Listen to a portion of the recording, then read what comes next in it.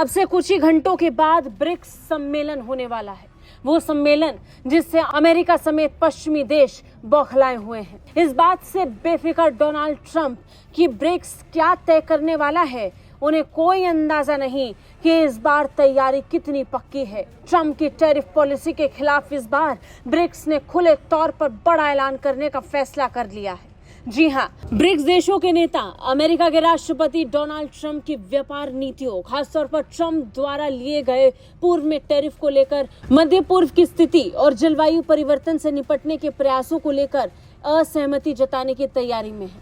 यानी ट्रंप ने पिछले कुछ महीनों में जो फैसले लिए, हर उस फैसले के खिलाफ ब्रिक्स द्वारा एक ऐसा प्रस्ताव तैयार किया गया है, एक ऐसा मसौदा पेश किया गया है जिसके बाद ट्रंप की जड़ें हिलने वाली हैं। अमेरिका इसी बात से अनजान था। अमेरिका को इस बात का कोई अंदाजा नहीं था कि जब 9 जुलाई को लेकर वो फिर से पूरी दुनिया पर टैरिफ लगाने का अपना कड़ा ऐलान लागू करने वाला है, उससे कुछ ही दिनों पहले ब्रिक्स सम्मेलन में भारत, रूस, चीन मिलकर एक ऐसा फैसला लेंगे जो सीधे सीधे ट्रंप पर असर डालेगा। मसौदा दस्तावेज के मुताबिक सदस्य राष्ट्र उन उपायों की निंदा करने वाले हैं जो बिना वैश्विक सहमति के लागू किए गए हैं और जिनसे अंतर्राष्ट्रीय व्यापार प्रणाली बाधित हुई है। कहा जा रहा है कि ट्रंप की पॉलिसी के खिलाफ सीधे तौर पर एक प्रस्ताव पारित होगा जिसमें ट्रंप की खुले तौर पर निंदा की जाएगी। बड़ी बात यह है कि इस मसौदे को लेकर भारत, रूस, चीन, ब्राजील, साउथ अफ्रीका बड़ी भूमिका निभाएंगे। हालांकि इस मसौदे में अमेरिका या ट्रंप प्रशासन का सीधा नाम नहीं लिया जाएगा, लेकिन ये साफ है कि मसौदा किसके लिए पेश किया जा रहा है।